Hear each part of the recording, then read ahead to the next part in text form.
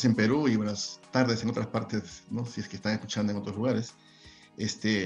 Bueno, quisiera brevemente simplemente señalar que esta iniciativa en la cual estamos comprometiendo un conjunto de instituciones como parte de los organizadores, surge como una inquietud de poder en un conjunto de eventos, de actividades preparatorias, visibilizar la tremenda y compleja problemática de la Amazonía, en este caso del sur peruano, ¿no? Hay un interés en particular de entenderla desde una lógica de situación actual en la cual procesos coloniales, colonialistas, extractivistas, son los que se imponen en la dinámica económica y social de la Amazonía del Sur, ¿no? Y se presenta a su vez una fuerte resistencia y resiliencia de comunidades originarias que buscan de alguna manera, ¿no? Y diferentes formas y estrategias salir de esa situación, ¿no? Y nuestro interés en particular es cómo se van configurando procesos decoloniales, procesos distintos, ¿no? Que ayuden a dar una salida integral a la problemática amazónica del sur peruano, ¿no? En la cual tenga un rol protagónico las comunidades originarias, ¿no? Los pueblos originarios, los pueblos indígenas, ¿no? Sin perder de vista la dinámica socioeconómica que ya existe en estos territorios, ¿no? Y sin perder de vista también que hay que construir una agenda de desarrollo macro-regional del sur peruano, ¿no? Los problemas de la Amazonía no se solucionan en sí mismos en la Amazonía, sino en la dinámica de alternativas económicas, sociales, políticas, culturales en el conjunto del Perú y en particular en el sur, donde estamos inmersos, ¿no? Como gran situación y problemática macrorregional, ¿no?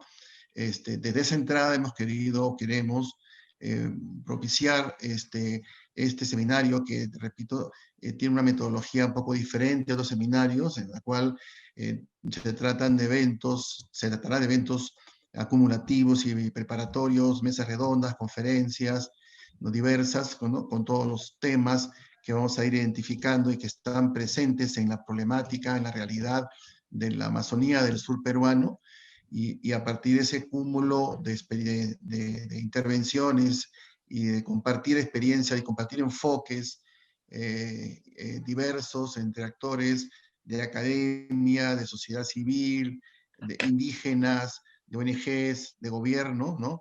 Podamos ir llegando hacia el evento mismo del seminario que esperamos tendrá lugar en el mes de mayo, junio del próximo año. Veremos en función de los eventos que vamos preparando. Y entonces lo que hemos querido este año, como dice muy bien Diego, es no acabar el año sin dejar planteada la problemática, dejar planteado una suerte de estado del arte general de cómo estamos percibiendo esta situación, para a partir de ello ir construyendo luego los eventos sucesivos que vendrán a partir de enero en adelante, ¿no? Reitero mi agradecimiento, en este caso, a la participación de Tomás, ¿no? De Rodrigo, ¿no? De Alejandro, de Henry, ¿no? Igualmente, lamento la ausencia de compañeras, ¿no? Que puedan participar en el evento y, como dice Diego, situación que se superará en las sucesivas actividades, ¿no? Bien, sin más, dejaría, paso la palabra directamente a Tomás Moore, quizás, o a Diego, no sé, ¿no? Tomás, sí. Adelante, Tomás. Empezamos. Pueden poner ahí, no, quiero la presentación. El video está detenido. Lo estoy compartiendo, Tomás, la presentación. Ahora sí. Activado, ahí está. Sí. Bueno, el título de mi presentación es Desde el refugio de pueblos originarios a la destrucción de la economía natural. Creo que eso se sobreentiende el sentido. En el libro que recién se publicó este año, hemos señalado la naturaleza de los pueblos indígenas de Madre Dios, de la cuenca del Madre Dios, como refugio de otras partes de la Amazonía. mayormente, no del Andes, sino hasta muy recientemente. Como Rosa Luxemburgo explicó el problema de la destrucción de la economía natural, que se aplica especialmente a la Amazonía, esto me parece relevante en cuanto a lo que vamos a tratar. El siguiente, por favor. Ya. Aquí hay unos mapas. Esta es la región general del sur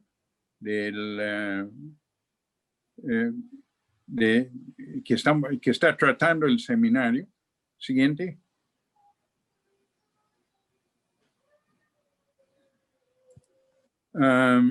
Quiero mostrar.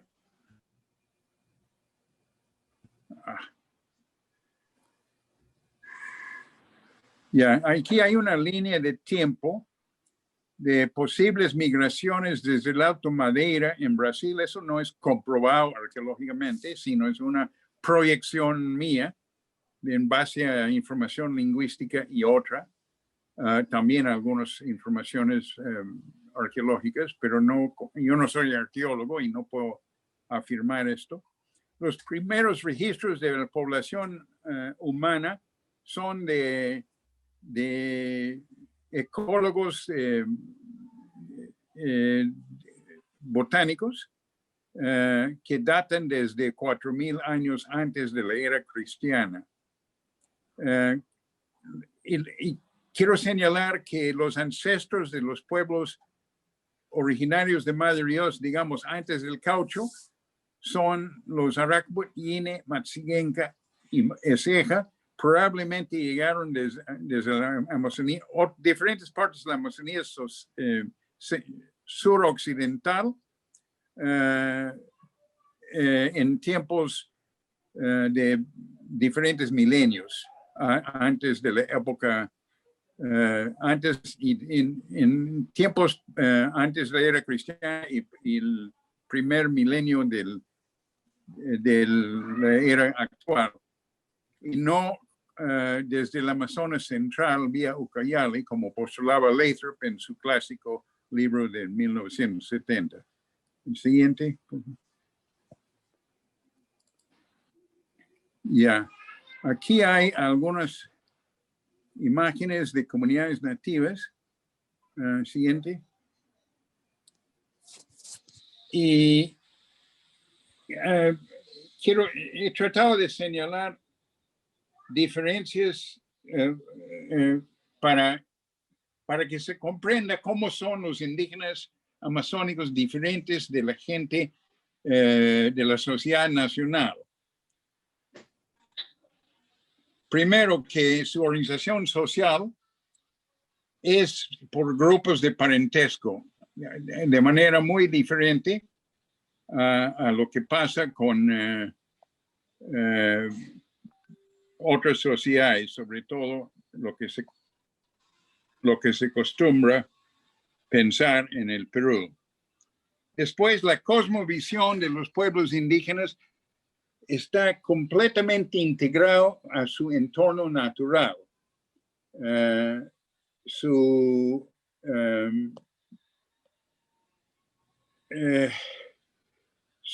cosmovisión no separa las personas humanas de los animales y las plantas y otros elementos de la naturaleza. Por eso su identidad es con el bosque y con el entorno natural, y es imposible para ellos concebir la alienación de estos, lo que la gente occidental llama recursos naturales, o sea, el bosque, los animales y las plantas, porque ellos se comunican constantemente con las almas de ellos y de las plantas y animales, sueñan con los animales y conversan con las plantas. Entonces, la integración de su cosmovisión está en conflicto con la segregación separación de campos de enfoque de la sociedad nacional. Ahora,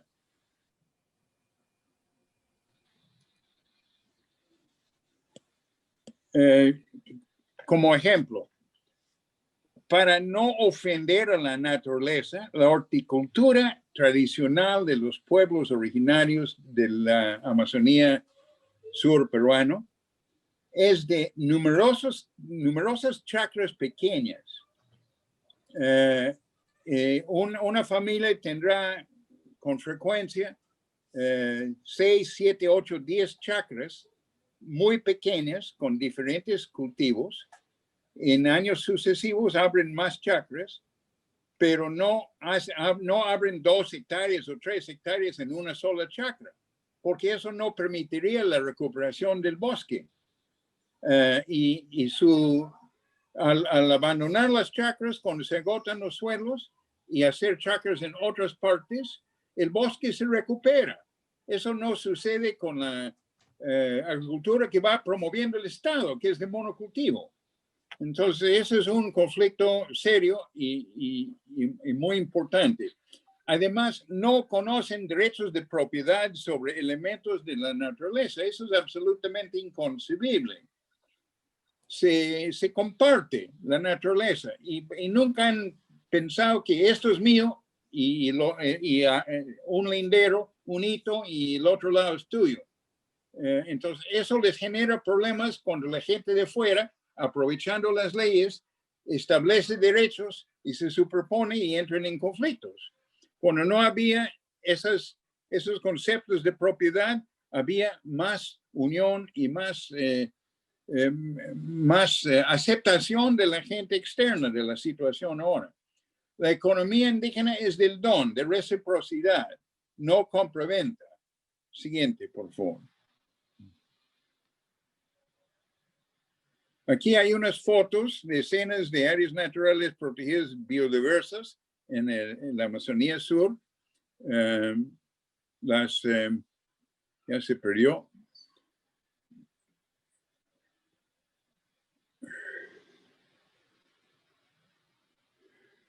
Disculpe, se perdió el video. Ahora sí. ¿No? Ya, gracias. Conviviendo con la naturaleza, se fortalece la naturaleza. Lo más importante, el entorno natural con su flora y fauna, aguas y minerales, era compartido con todos y no comprado y vendido. Se ganaron espacios y se extinguieron espacios porque la influencia del ser humano ha modificado la naturaleza, pero no la ha destruido. Siguiente, por favor. Siguiente lámina, ya. También con línea de tiempo aquí, con las transformaciones y cambios, con la inserción en los mercados globales. Con el colapso de los mercados, no estoy tratando aquí, la primera presencia no indígena en la cuenca de la Amazonía sur peruano, al menos en Madre Dios y el Urubamba Bajo, el Bajo Urubamba, ha venido con el auge de las gomas que entraron y hubo traslado de población de otras partes, extinción de algunos pueblos indígenas, etc. Pero con el colapso de la economía del caucho, de las gomas, que era mayormente Xiringa en Madre Dios, muchos caucheros se fueron y otros se quedaron dedicándose a la producción de alcohol y diversos productos extractivos para el mercado regional, de manera más humilde que en la época del caucho. Los primeros mineros auríferos artesanales llegaron al río Inambari en los años 30, en 1931 a 33. La presencia formal del Estado peruano fue inicialmente con la Junta de Vías Fluviales entre 1902 y 1912. El primer cauchero para instalarse y quedarse en Madre Dios fue Ernesto Rivero en 1900. Entonces, durante esos 2 primeros años del siglo XX, no había presencia del Estado, simplemente un puñado de caucheros. La creación del departamento de Madre Dios fue en 1912, aunque caucheros bolivianos anticiparon la llegada de caucheros peruanos, la gente de la Casa Suárez masacraron a indígenas Iñapari, Arazairi, Ceja y Aracbut. Además de que después los caucheros peruanos, mayormente habilitados por las casas comerciales de Arequipa, y que entraron no por el istmo de Fitzgerald, sino por la ruta desde Puno hacia el río Tambopata y bajando el río Tambopata. Esa gente trajo Shipibos, Conivos, Quichuruna del Napo, Amoaca, entre 1904 y 1910 más o menos. Siguiente lámina, por favor. ¿Alguien levantó la mano? Miriam. No veo la...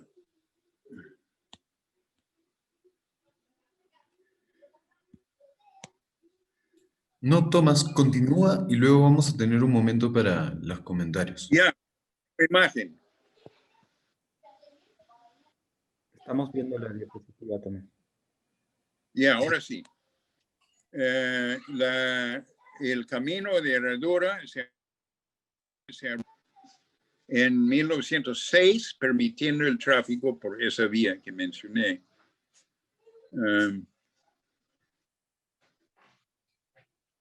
Las carreteras empezaron a llegar, pero ya en la segunda mitad, bueno, en la primera desde Paucartambo en 1930, pero eso todavía sí era. En la segunda mitad del siglo XX entraron carreteras a la Selva Baja, hasta Coznipata en los años 50 y Shintuya en 78, ahora llega más abajo de Shintuya. La carretera Urcos-Puerto Maldonado llega a Puerto Maldonado en 1963 y a Iberia en 1983. Y en la última década había una proliferación de caminos vecinales en Tambopata y en Tahuamano, especialmente, relacionado con la extracción de madera y actividades agrícolas mayormente. Siguiente lámina. Ahora, este es un mapa de la deforestación y destrucción del ambiente que viene con la minería aurífera, que se intensificó a partir de 1978 con la ley de promoción aurífera y el descubrimiento de oro en los cauces antiguos de los ríos cubiertos de sobrecarga de tierra y de bosque. Entonces, la minería actual opera con maquinaria pesada y elimina la sobrecarga de manera que deforesta masivamente, además de contaminar el ambiente con mercurio.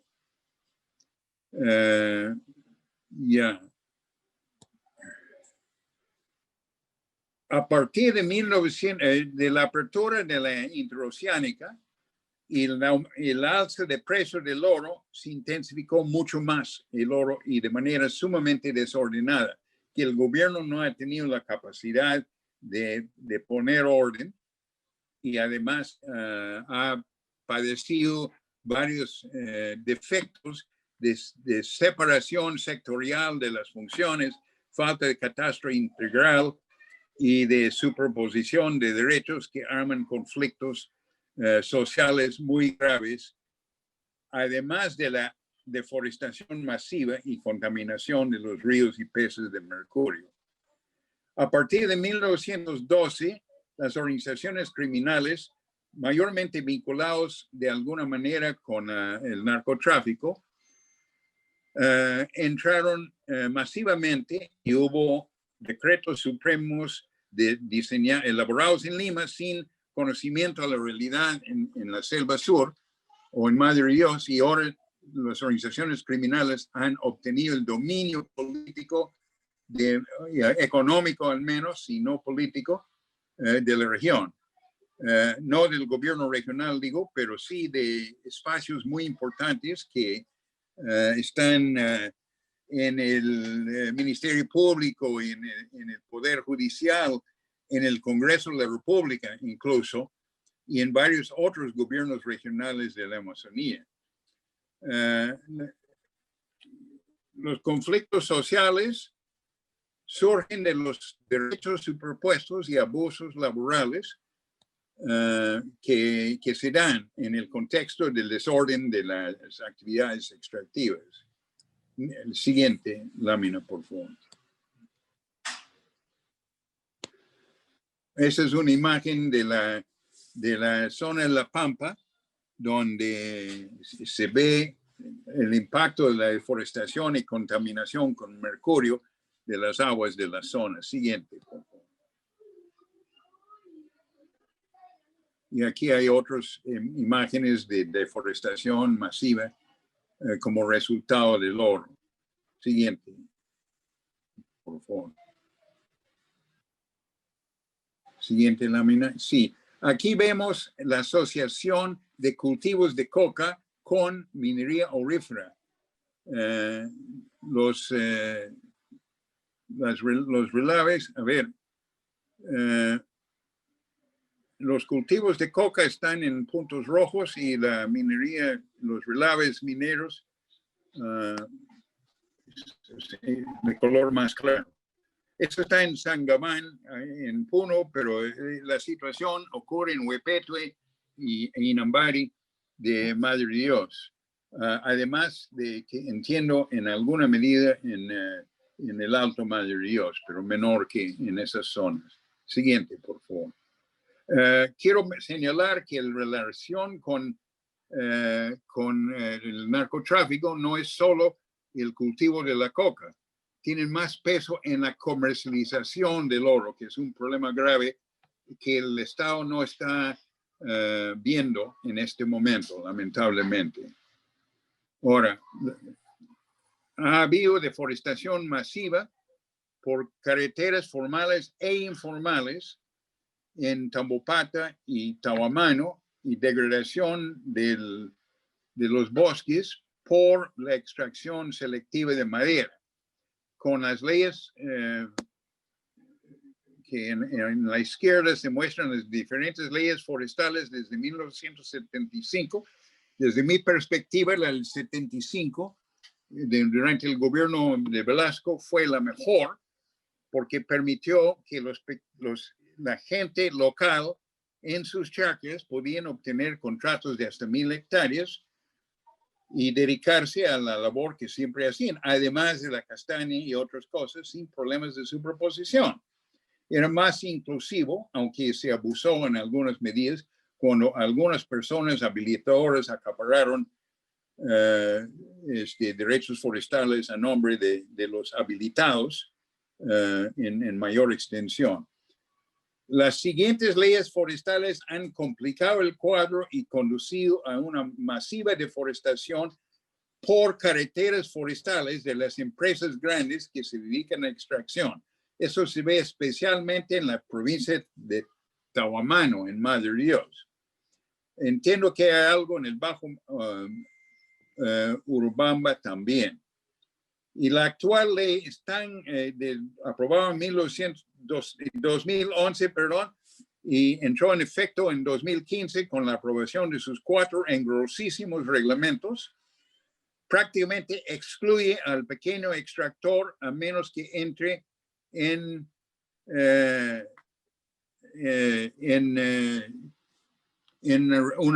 un contrato con el capitalista que financia las operaciones en términos muy desiguales. Entonces, eso ha marginado a mucho de la población de tiempo en la zona a favor de esas empresas. Y ese es un problema. Se necesita modificar esa ley que está atentando contra el ambiente natural. Siguiente lámina, por favor. Ya, aquí hay el problema de superposición de derechos, he mencionado, pero también hay mucha extracción ilegal de madera en concesiones de castaña. Este es un ejemplo de un campamento maderero adentro de una concesión de castaña y el Estado otorga derechos superpuestos. O no otorga derechos y la extracción ilegal procede. Siguiente, por favor. Y eso genera conflictos sociales muy graves. Siguiente lámina, por favor. Este es también otro problema, es la expansión de la frontera agrícola con monocultivo de productos como, en este caso, la papaya. También, aunque es menos dañino, el cacao, porque el monocultivo no funciona en la Amazonía. La Amazonía es diversa. El bosque es sumamente diverso. El bosque no se recupera si no se asocian cultivos. Entonces, abrir numerosas hectáreas a un solo cultivo destruye los suelos y no permite y desertifica, igual que la minería aurífera, áreas de la selva. Entonces se pierde la naturaleza hasta por mucho tiempo. Siguiente, por favor. Siguiente lámina, ya. Ahora, también la exploración y explotación de hidrocarburos. Las primeras exploraciones en la Amazonía sur peruana fueron en 1918 por geólogos británicos, comenzando con un señor J.A. Douglas. Luego vino la IPC, la International Petroleum Corporation, en el mano en 1968, que fue el año que fue expropiado por el gobierno de Velasco. Durante ese gobierno, el modelo Perú del 1970 al 75 otorgó contratos con 50% de los derechos al Estado y el resto a la empresa en prácticamente toda la selva. En Madre Dios, la más activa fue el consorcio City Service Andes, pero también había una empresa canadiense en el Urubamba y varios otros. La Shell entró para el gas de camisea en 1982 y se retiró por un desacuerdo con el gobierno de Fujimori sobre las obligaciones de compensación, y el gobierno permitió en la entrada Plus Petro que suavizó el programa de atención al ambiente natural y social que había iniciado la Shell. Descontinuaron muchas intervenciones preventivas y había pocas consultas. Luego la Hunt Oil entró en la Reserva Comunal Amaraqueri en 2006 y se retiró finalmente en el 2000, creo que era 16, no 15, con muchos conflictos sociales y división entre los Aracbu, porque ellos trataron de obsequiar cosas a una comunidad y convencerles a que firmen, y 4 dirigentes firman un contrato, pero la comunidad no está en desacuerdo y eso genera conflictos sociales graves. El problema del petróleo es que cuando hacen el trabajo sísmico, abren trochas que dan acceso a cazadores furtivos, madereros y otros que degradan las fuentes de caza y la diversidad biológica. Cuando se hacen pozos y gasoductos, desplazan a las poblaciones indígenas y eso acarrea fuertes daños ambientales que no son compensados adecuadamente a la región, aunque el dinero va al canon, no llega a las comunidades locales. Por ejemplo, los Matsigenca en el área de Camisea siguen cocinando con leña. Los pocos proyectos de desarrollo diseñados por la misma empresa petrolera han sido descabellados y no han resuelto ningún problema. Por ejemplo, modelos únicos para agua potable que no funcionan porque se tiene que diseñar en función a la topografía de la zona. No funcionan y la situación de salud se está agravando en esa zona. Siguiente lámina, por favor. Perfecto, Tomás. Te cuento que te quedan 5 minutos. Ya, siguiente lámina, por favor.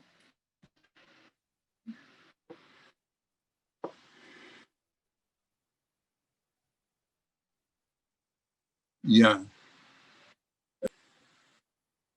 Quiero mencionar la presencia de organizaciones indígenas y sociedad civil en la región. La FENAMAD es probablemente la organización indígena más fuerte en toda la Amazonía peruana y tal vez en toda la Amazonía. Representa 30 comunidades y que incluyen hasta 10 pueblos indígenas en Madre Dios y Cosnipata. Está integrado por organizaciones intermedias como son Coarima, Coimbamad y sus instancias técnicas como la ECA, Reserva Comunal Amaracteri, que maneja esa área natural protegida, AFIMAD, que promueve actividades de desarrollo forestal, y OJIMAD, que es de los estudiantes y jóvenes indígenas. Además, en el Urubamba hay Comaro y Seconama, de los Maxigenca, Feconaí, de los Yine, que representan más de 40 comunidades por el río Urubamba. Actualmente hay un nuevo movimiento entre los pueblos indígenas de la Amazonía Sur, además del resto del país, hacia el reconocimiento de pueblos o naciones integrales y autónomos con sus territorios propios. Esto está sucediendo en Madre Dios, comenzando con la nación Eseja en el 2013, que abarca las 3 comunidades, 3 de las, en realidad ahora 4 de las comunidades Eseja, y tiene proyecciones hacia el mismo pueblo, las comunidades del mismo pueblo en Bolivia. La nación Arakbut en 2017, que abarca 12 comunidades del pueblo Arakbut. La nación Yine, lanzado en 2018 y se ha reunido 2 veces después, que abarca áreas de Madre Dios, Cusco, Ucayali, Brasil y Bolivia, en Acre principalmente, y en Bolivia en Pando. Y el pueblo Maxigenga, ahora limitado a los del Parque Nacional en Mano, pero con proyecciones de ampliación, están exigiendo la gobernanza de las áreas nacionales, naturales protegidas que se han establecido inconsultamente en territorios indígenas, además de otras áreas fuera de las comunidades tituladas. Las direcciones regionales de agrarias por política de Minagre y del Estado peruano no titula tierras superpuestas por concesiones forestales. O sea, los indígenas no tienen derechos mientras hay una concesión forestal en trámite o ya consolidado en el espacio. El Estado ha demorado mucho en la titulación de las tierras de las comunidades nativas.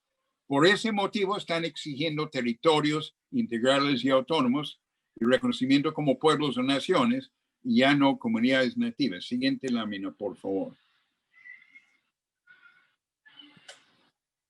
De parte del Estado, hay presencia del Ministerio de Cultura en estrecha coordinación con FENAMAD sobre las intervenciones en relación al control de acceso a los pueblos indígenas en aislamiento y contacto inicial. Yo no entiendo qué cosa es contacto inicial, porque si se trata de los Mashpupiro en el Mano, están en contacto inicial durante 130 años. Entonces, ¿qué cosa es eso? El Programa Nacional de Conservación de los Bosques del Ministerio de Ambiente aporta dinero a las comunidades que conservan los bosques. Eso es una cosa muy positiva. Existe una municipalidad indígena en el Alto Urubamba, que es el Megantoni, con alcalde Maxigenga, Daniel Ríos, y no conozco la gestión ahí lo suficiente para comentarlo. Conozco al alcalde, pero no su gestión. Otro aliado importante a los indígenas es la Defensoría del Pueblo, que está en todo el país, pero su programa con pueblos indígenas está mayormente en la Amazonía, incluyendo la Amazonía sur peruana. Y el CERNAM, que trabaja con áreas naturales protegidas, está paulatinamente abriéndose hacia la mayor participación de los indígenas en la gobernanza, pero hay camino que andar todavía. Siguiente, por favor. Siguiente lámina. Ya. Ahora,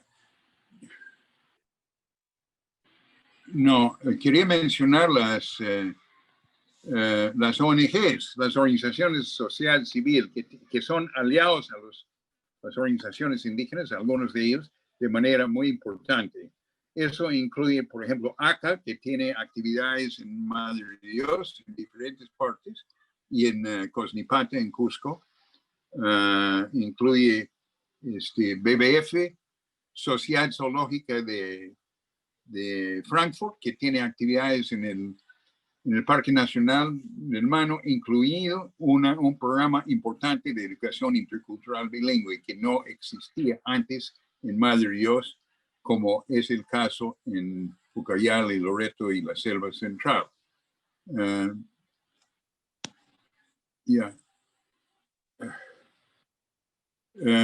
La Sociedad Peruana de Derecho Ambiental apoya la consolidación territorial de los pueblos indígenas en sus comunidades nativas, y también puntualmente apoya viajes a eventos, etcétera, que para los cuales las organizaciones indígenas no tienen presupuesto. CINCIE realiza investigaciones técnicas sobre la minería aurífera y alternativas para mayor compatibilidad con el ambiente natural. Y IDS, que es el Instituto Internacional para el Desarrollo Social, apoya los derechos territoriales y el reconocimiento de los pueblos indígenas. Y el consorcio TICA, con sede en Suiza, está promoviendo también la defensa y organización y sostenibilidad de los territorios, no áreas naturales protegidas, pero gestionados y gobernados por pueblos indígenas desde hace milenios en muchos casos. Siguiente lámina, por favor. Ahora, los desafíos, muchos de ellos son normas legales. Por ejemplo, la Constitución de 1993 eliminó la inalienabilidad e imprescriptibilidad, inembargabilidad de las tierras de comunidades nativas y limitó su imprescriptibilidad. Además, dio paso a leyes que favorecen a monopolios y la extracción desordenada de los recursos naturales y el espacio para entrada del crimen organizado, que es un problema muy importante en la selva sur peruana. La llamada formalización de los derechos de minería aurífera con registros abiertos hasta ahora abre puertas al narcotráfico, porque como están registrados, pueden comercializar el oro como mejor quieren. Y no hay control de la comercialización del oro. Es un vacío enorme en el accionar del Estado. El crimen organizado financia campañas políticas y gana espacio en municipios, gobiernos regionales, el Congreso de la República, Poder Judicial y Ministerio Público. Y hay una grave falta de información al público y la prensa de investigación sobre lo que está sucediendo ahí, y hay que hacer mucho esfuerzo para encontrar la realidad y difundir las noticias. Hay una falta de profesionales de la región en los GORIs, mucha gente de fuera que no tiene el compromiso con la región donde están trabajando, y la descentralización es totalmente incompleta. Y hay conflictos entre instancias de los ministerios y de los gobiernos regionales. Yo creo que de parte del gobierno central con las mejores intenciones, pero hay que avanzar en la descentralización e implementar el servir que no existe todavía en los gobiernos regionales. Además, la iglesia trabaja en paralelo, no apoya a las organizaciones indígenas, sino a través de sus agentes pastorales. Y eso genera conflictos porque ellos prefieren trabajar con indígenas cristianos y no con todos los indígenas. Siguiente lámina, por favor. Tomás, al lado derecho están las oportunidades. Ya, perdón. Ya, las oportunidades que tenemos, perdón. Con el fortalecimiento de organizaciones indígenas hay mayor espacio político y hay representación, aunque inadecuada, en los gobiernos regionales y municipios y uno que otra consulta. Eso tiene que ampliarse. Algunas ONGs de conservación que antes se limitaban a la defensa de la flora y fauna, ahora están reconociendo la importancia de los pueblos indígenas en la conservación de la diversidad biológica y están respaldando sus iniciativas. Hay mayor conciencia entre la población sobre los problemas socioambientales. Con la observación geoespacial y drones y veedurías comunales se detecta más inmediatamente las invasiones y los actores ilegales, y han habido denuncias que han llevado a la policía y la detención momentánea de los responsables, pero no los responsables verdaderos. Quienes son detenidos son los peones, no los que organizan la actividad ilegal. Y además estos salen rápidamente y nadie ataca a los responsables de estas actividades.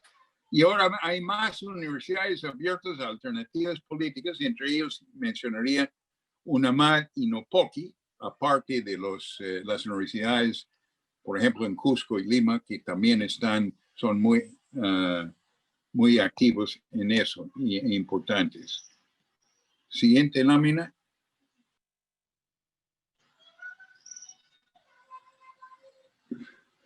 Muchas gracias.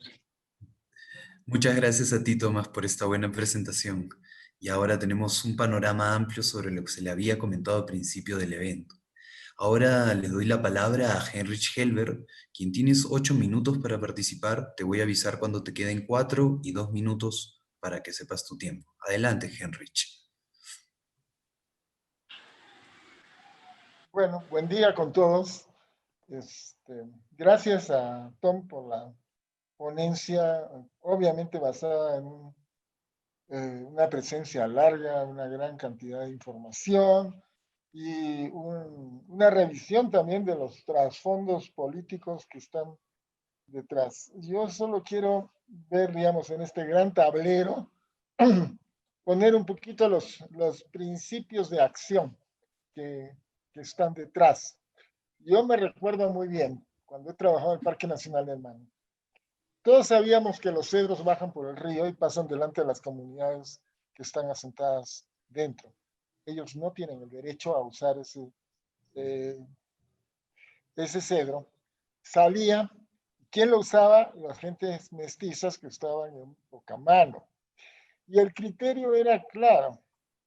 Ellos van a trabajar y van a ingresar a la economía de mercado, los indígenas no. Entonces,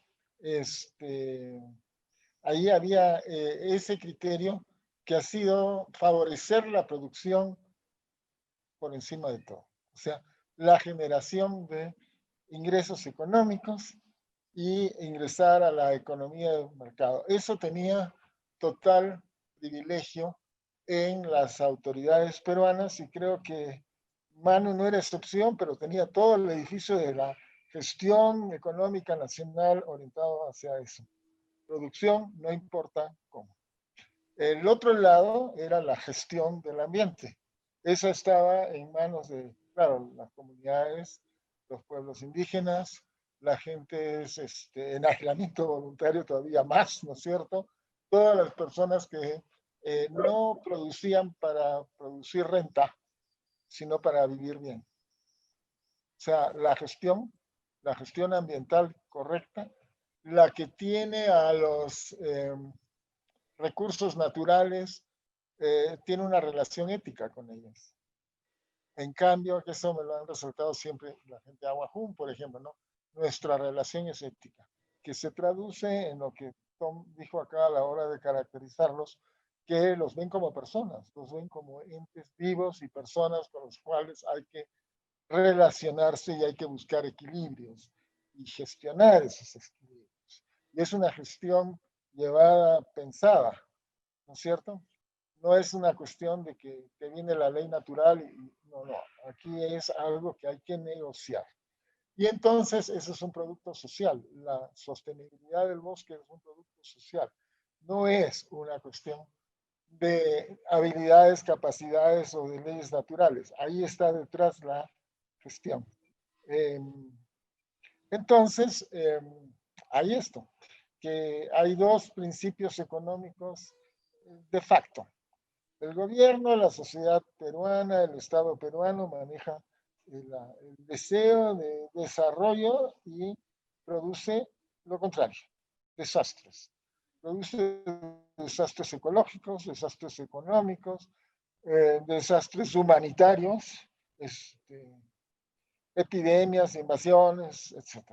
Y lo que ha presentado Tom acá es un claro ejemplo, además, ¿no? Toda la gestión del oro, inclusive de hace muchísimos años, se sabía que había pues políticos detrás que estaban invirtiendo en esa producción para enriquecerse. No había manera de parar eso. Uno consultaba, vino la prensa, vino fotógrafos, vino gente, documentó todo lo que estaba pasando ahí, pero el dinero fácil tenía prioridad sobre todo. Entonces, Te quedan en cuatro, el, Enrich. 4 más ya. En el entretanto surgieron programas económicos distintos. Hubo el desarrollo territorial, no sé si se acuerdan. PNUD estaba detrás de eso, fue política nacional. El desarrollo territorial estaba totalmente orientado a la economía capitalista, pero si hubieras hecho un traslado a este otro, a la gestión, como hicimos, por ejemplo, en algunos proyectos también con comunidades, daba algún resultado más mediado, más compatible con la realidad, ¿no? Porque se trataba de que la población misma gestione sus propios recursos, no que vengan empresas de fuera, sino que la población misma, usando su conocimiento de medio ambiente, desarrolle su propia economía, ¿no? Y de esto sí ha habido varios proyectos con pueblos en todo el Perú, ¿no es cierto? Muchas veces se combinó tecnología propia con algo de la tecnología, digamos, moderna, para que tuviera una mejor llegada, una capacidad de llegar al mercado. Cuando los pueblos indígenas generan líneas de comercialización con el mercado, están haciendo algo así como cuando eran pasando de cazadores y recolectores, ahora van a ser agricultores. Entonces introducen un nuevo módulo a su economía, pero en realidad la concepción de la economía, la concepción de la vida, la religiosidad no cambia nada. Lo que cambia es que ahora pueden producir algo para el mercado, que generalmente es algo muy específico, porque no es que toda su economía se articula al mercado, eso no hay. Si tienen muchísima suerte, encuentran un producto o dos con el cual pueden vender. La situación actual en muchos pueblos es que no hay nada. O sea, lo único que se les ofrece, los jóvenes que yo conozco, es lo siguiente: me llaman, conversamos, y me dicen, no hay nada que hacer, yo quiero trabajar algo, soy joven, tengo 20 años, 25 años, yo quiero hacer algo. ¿Qué se les ofrece? A alguien que va a sacar madera y que va a destruir su potencial de madera a cambio de poco o nada. Lo mismo con el pescado. Van a venir y van a sacarlo, o él mismo va a sacarlo, él sabe que puede destruir su cocha, lo saben perfectamente, pero no hay opciones trabajadas. Entonces hay una incapacidad de respuesta de la sociedad peruana en su totalidad, creo, para articular a esta gente. Y yo siempre recuerdo, o sea, si no hay Perú con pueblos indígenas, no hay Perú. Se acaba la posibilidad de gestión de esta sociedad. Y los pueblos indígenas no se están desapareciendo, podrán cambiarse, podrán transformarse, pero no se están desapareciendo. Ahí Un están. minuto, Enrich. Ok, ¿no? Entonces, un poco vemos que, Madre de Dios, creo que la gestión ha sido peor, ¿no? Peor que en otras partes del Perú. Es cierto que tenemos focos distintos. Selva Central es un caso diferente, pero también de un gran deterioro ambiental.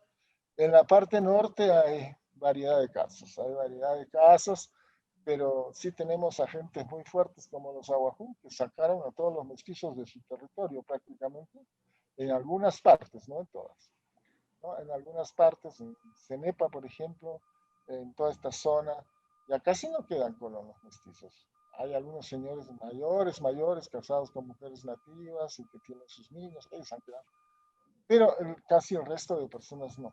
Entonces, hay situaciones diferentes, la selva no es unitaria, ¿no? Y Madre de Dios tiene las características un poco que nos ha presentado, no un poco, que nos ha presentado bien Tomás, y que son de difícil gestión, requiere de que haya una imagen de futuro que guíe esto. Si no hay una imagen de futuro, no hay capacidad de organizarse para responder.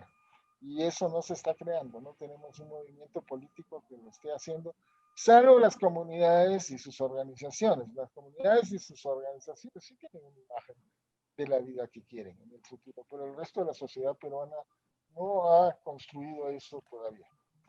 Bueno, gracias, creo. Gracias. Muchas gracias, Henry. Ahora le doy paso a Rodrigo Arce a que pueda brindarnos sus comentarios. Igualmente tienes 8 minutos. Te aviso a los 4 y a los 1 minuto. Adelante, Rodrigo. Muchas gracias, Diego. Muchas gracias a los organizadores por organizar este conversatorio. Efectivamente, si nosotros queremos analizar los cambios y transformaciones de la Amazonía Sur, obviamente que no lo podemos limitar a indicadores económicos. Si utilizamos lo que ha señalado Heinrich, es decir, cuál es la imagen de futuro, pero también eso pasa por revisar qué tipo de lupa estamos utilizando para el análisis de esa realidad. Y en el fondo tiene que ver con qué concepciones, ideologías, creencias, paradigmas, etiquetas de desarrollo estamos tratando de diseñar ese futuro.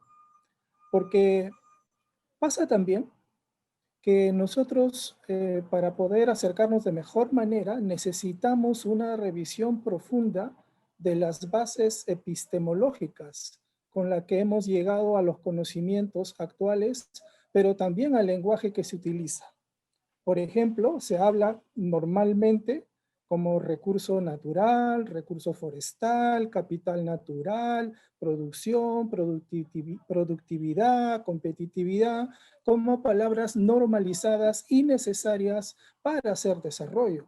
Pero si uno empieza a revisar de manera mucho más profunda, cuando estamos hablando de recursos forestales o recursos naturales en general, estamos hablando de una cosificación de la naturaleza, ¿no? Y esto tiene que ver también con cuál es tu base ontológica, es decir, cómo te relacionas con la naturaleza. Si eres naturaleza, si hay naturaleza, por último, si hay cultura, o hay una única realidad imbricada, ¿no?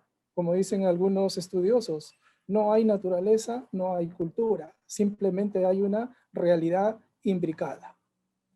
Pero lo mismo también pasa con definir cuáles son las bases éticas y estéticas del desarrollo, de la forma como se valora, ¿no? El desarrollo.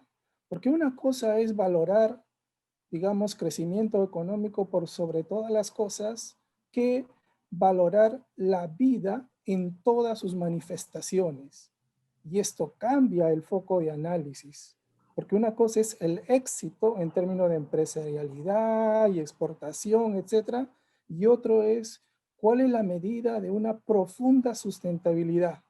Y entre todos los componentes de la sustentabilidad, más allá de lo social, económico, ambiental, podríamos utilizar ya la totalidad de los objetivos de desarrollo sostenible como necesarios para una sustentabilidad.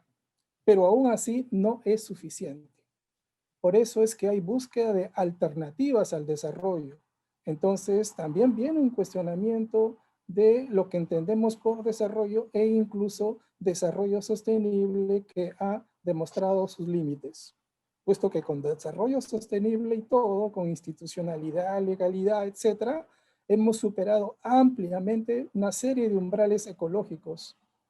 Como solamente por citar alguno de ellos, tenemos el tema de cambio climático, por ejemplo, el tema de extinción de biodiversidad, tenemos cambio de uso de la tierra, tenemos alteración de patrones de nitrógeno y fósforo, etcétera. Es decir, estamos en déficit, con desarrollo sostenible y todo, ¿no? Entonces, por eso la invitación a identificar cuáles son los caminos para encontrar, digamos, esta posibilidad de armonización, de equilibrio dinámico, porque nunca hay equilibrio, digamos, fijo, sino son equilibrios dinámicos.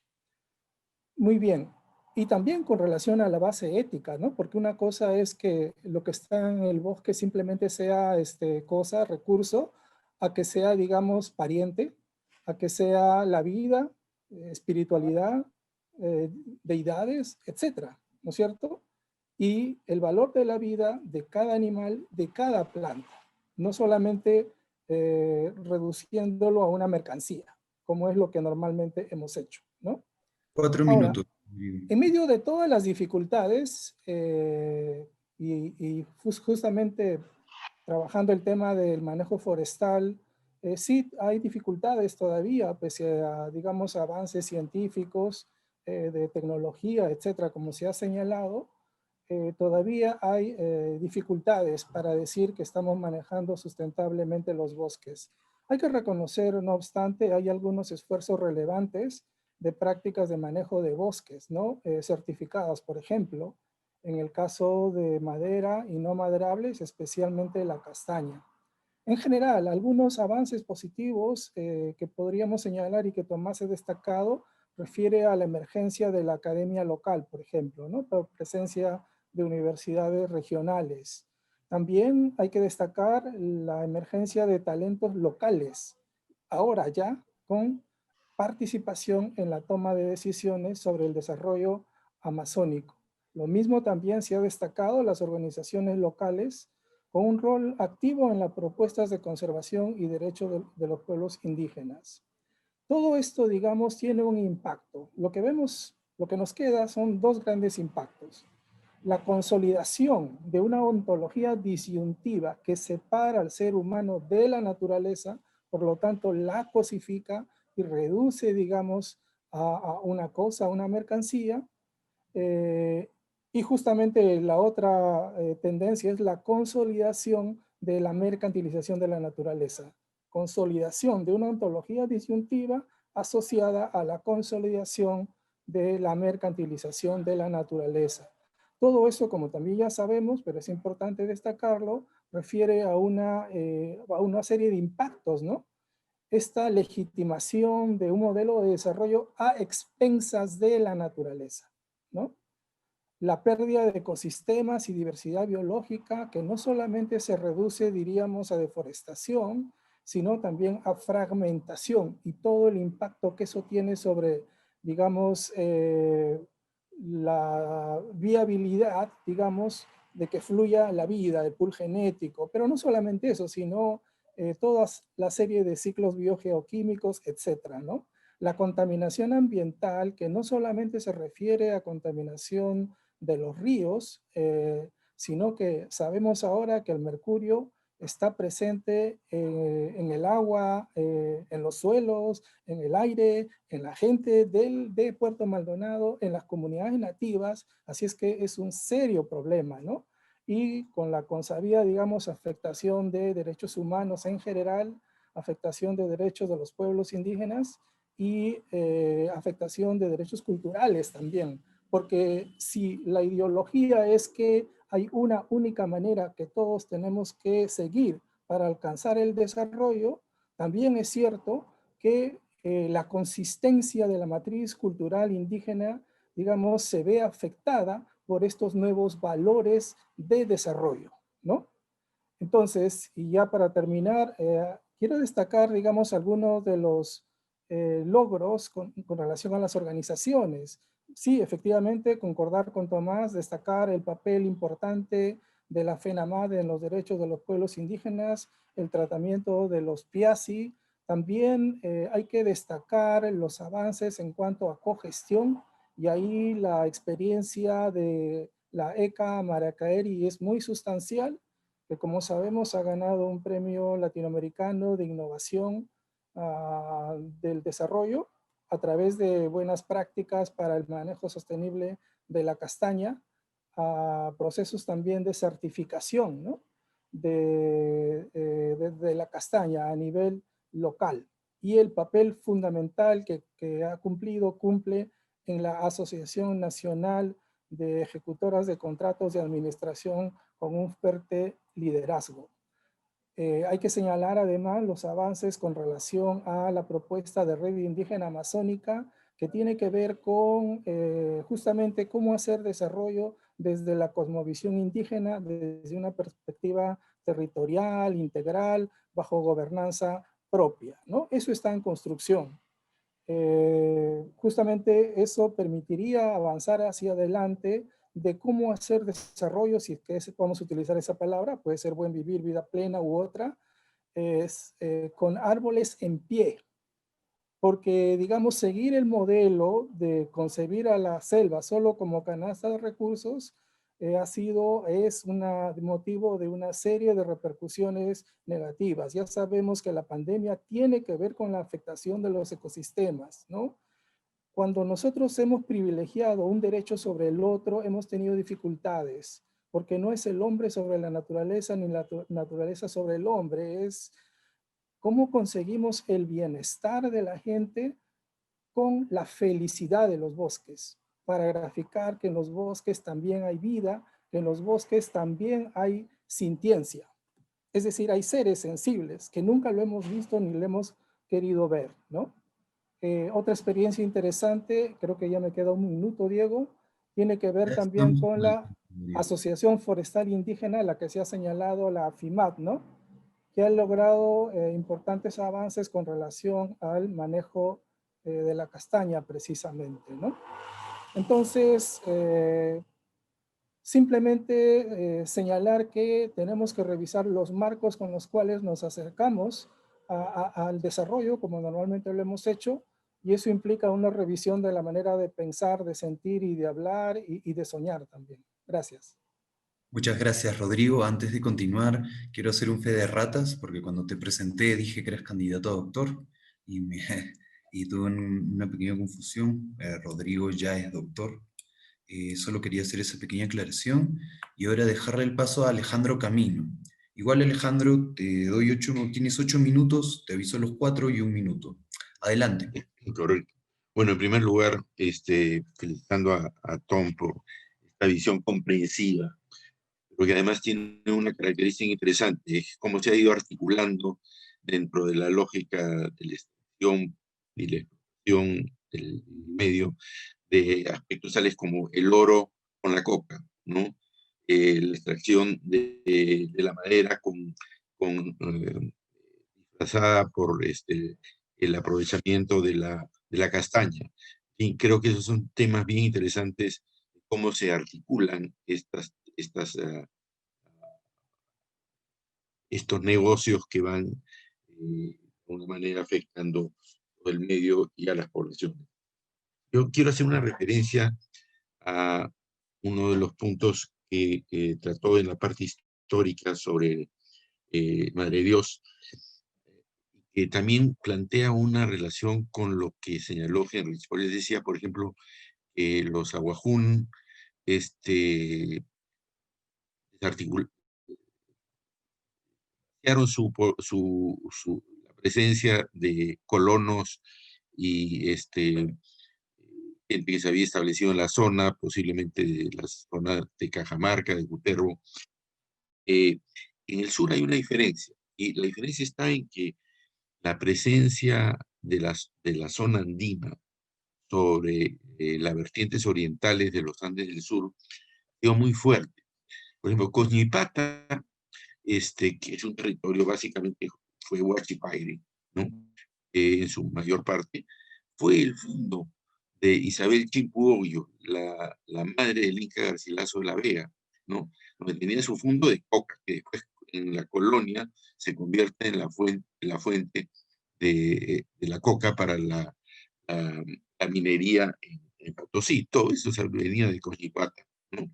Y ha habido mucha relación relación en el periodo prehispánico entre las poblaciones indígenas de la vertiente oriental amazónica con poblaciones andinas, posiblemente con características diferentes de relacionamiento, pero que ha habido una relación intensa, sobre todo de trueque e intercambio estacional, más con la presencia. Otro asunto, por ejemplo, cómo he tenido la oportunidad de redescubrir en el oriente de Puno, ¿no? En Puno, los campesinos tenían sus chacras de oro, cosechaban el oro, así decían ellos, ¿no? En la cuenca baja del Linambari, o en la cuenca media del Linambari, en la zona de Río Blanco, la gente, después de la cuarta cosecha de la coca, ya había bajado la época seca, cada campesino, en una zona que predomina la piedra laja, había unos patios de piedra laja en las riberas de los ríos, ¿no? Y de ahí venía la temporada, empezaba la temporada de lluvia, segunda cosecha de coca, la primera cosecha de coca, 4 cosechas anuales. Después de la temporada de lluvias, la última cosecha de coca, ya esas vallas de patios con lajas se habían liberado del agua, y el oro se encontraba en las grietas de la laja. La gente lo recogía, se cosechaba el oro. Eso lo he visto no solo en la vertiente oriental de Puno, sino también en zonas de Apurímac, ¿no? El oro era un producto cosechado, ¿no? Y era cosechado con procesos naturales de del oro de otros componentes, ¿no?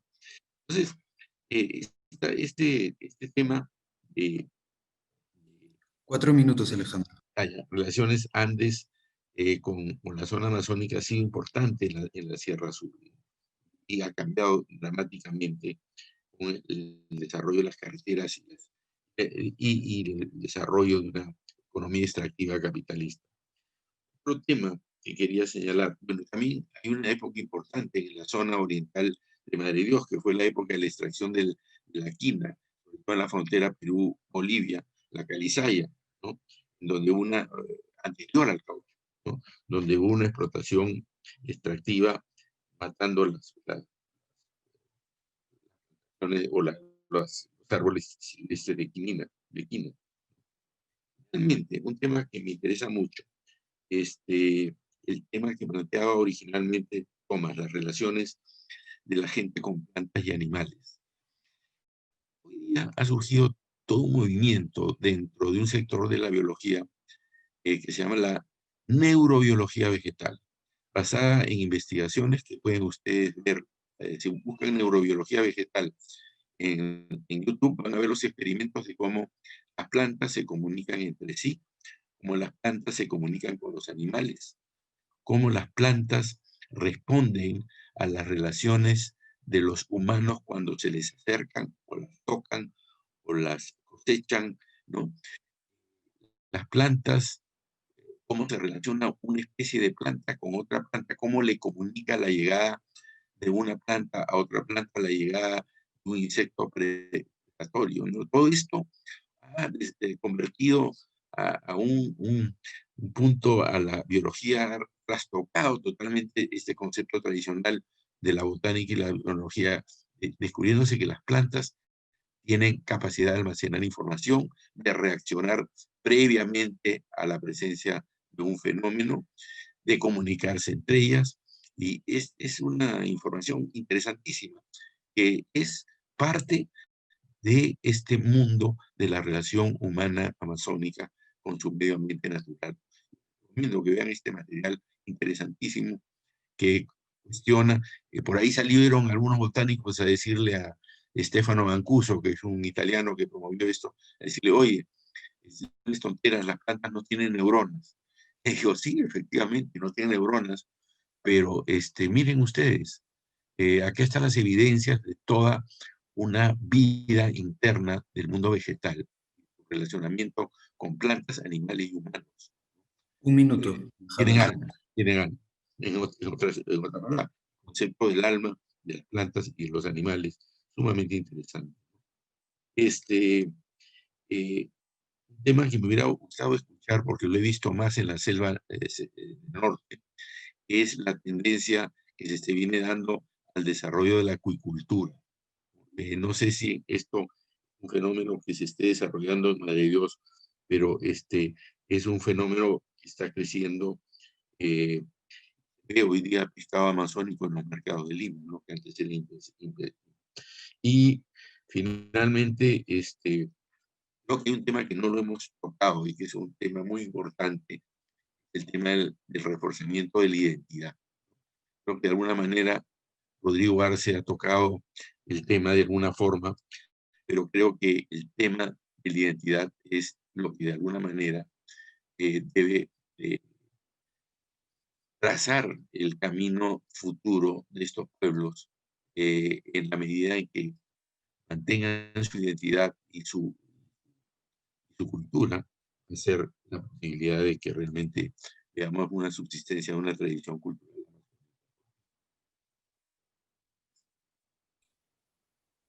Bien, gracias. Alejandro. Gracias al panel por sus comentarios y de nuevo gracias a Tomás por su presentación. Invito a todas las personas que están viendo el evento virtualmente a dejar sus comentarios en el preguntas y respuestas del Zoom, de lo contrario en el chat, y las otras personas que están viendo desde las redes sociales, por favor dejar sus preguntas en la sección de comentarios. Mientras eso va pasando, yo voy a hacer un breve resumen de las presentaciones que hemos hecho y hemos escuchado para motivar las preguntas. No tomaré más de 5 minutos. Empezamos con la presentación de Thomas Moore, que empezó con una presentación de las poblaciones originarias, una presentación prehistórica y sociocultural y económica, donde se enfatizó mucho tipos de relaciones basadas en la organización del parentesco, el establecimiento de alianzas políticas locales muy particulares, la no utilización de etnónimos en el pasado, sino distintos niveles de identidad a distintos y el utilizamiento de palabras de terminologías de parentesco para denominar a otras personas, no étnicos, no categorías étnicas. Asimismo, una relación, digamos, que es hasta lo largo de todas las ponencias, compleja, donde la sociedad y la naturaleza se difuminan y hay una especie de animismo, perspectivismo, ontologías u otros tipos de discusiones, donde las poblaciones indígenas, como dijo Tomás, sueñan con los animales, hablan con las plantas. Asimismo, nos presentó una articulación histórica de la Amazonía surperuana con el mercado, articulando distintos frentes promovidos por distintos auges de distintos bienes. También nos contó de vías de acceso a las carreteras. Después nos habló del extractivismo intenso que ha generado estas transformaciones, como el oro, la extracción de madera, el petróleo y asimismo la coca, en una especial articulación con el oro. Así nos llamó la atención sobre la organización indígena y nos habló del importante papel de FENAMAT, nombrándola la organización tal vez más importante de la Amazonía y, sin duda, para él la organización más importante de la Amazonía peruana. Asimismo nos nombró bastantes organizaciones del Bajo Urubamba, como Comaru, Seconama o FECONAI. También, por otro lado, nos habló de nuevos tipos de movimientos, de prácticas políticas que buscan naciones integrales indígenas autónomas. Por otro lado, nos mencionó actores clave con los que podríamos desarrollar agendas alternativas, como Estado y ONG, donde aparecieron una gran cantidad de actores importantes. Luego nos mencionó desafíos de la Amazonía ante el siglo XXI, que nos habló de los problemas de la Constitución del 93, que promueve el monopolio, la extracción desordenada, así como el crimen organizado. Por otro lado, nos mencionó un gran desafío, que como el crimen organizado financia la política y está tan metido con ellos. Por otro lado, la falta de acceso a la información pública, un problema que se agrava con el hecho de no haber ratificado el Acuerdo de Escazú. Continuamos con una falta de profesionales en los GORES, que no son de la zona y no se comprometen con ella. Una descentralización incompleta, la falta de servir en estos espacios, así como una acción de la Iglesia que fragmenta, ya que trabaja con sus agentes pastorales para trabajar exclusivamente con indígenas creyentes. Asimismo, nos mencionó oportunidades como el fortalecimiento de organizaciones indígenas para promover una agenda de desarrollo alternativa, una base coamigable y también de justicia social, la alianza entre ONGs y poblaciones indígenas es Hola, que hay una articulación, una alianza creciente entre ONGs diversas que menciono, con distintas poblaciones indígenas, que por una coincidencia dentro de todas las agendas, asimismo, tenemos ahora tecnología de observación geoespacial que nos permite monitorear y visibilizar distintos tipos de impactos, cosa que podemos ver en el trabajo de CINCIA o de ACA con el monitoreo de deforestación o con los trabajos de investigación para remediación de suelos degradados por minería. Asimismo, nos mencionó como última oportunidad la apertura de espacios académicos en la Amazonía surperuana, haciendo una mención especial a UNAMAR y Nopoki. Asimismo, Heinrich Helber nos hizo hincapié sobre el criterio de favorecer la producción, sobre todo al momento de generar gobiernos sobre el bosque, así como cualquier acción del Estado, al parecer, en estos lugares. Por otro lado, que la gestión del ambiente debería ser desde las poblaciones indígenas y locales, en especial aprovechando todas las dinámicas socioculturales que ya se vienen mencionando de las poblaciones indígenas.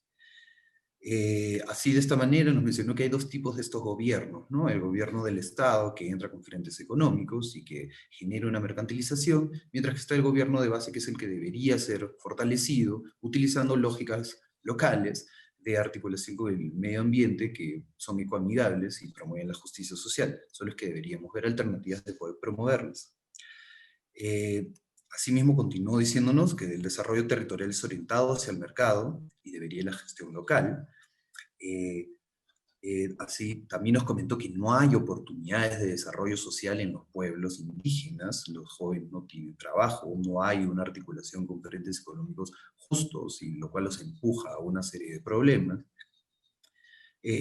Nos llamó la atención de que Madre de Dios está mal gestionado, y que hay un gran impacto del oro, y que de nuevo debemos fortalecer los movimientos indígenas y organizaciones.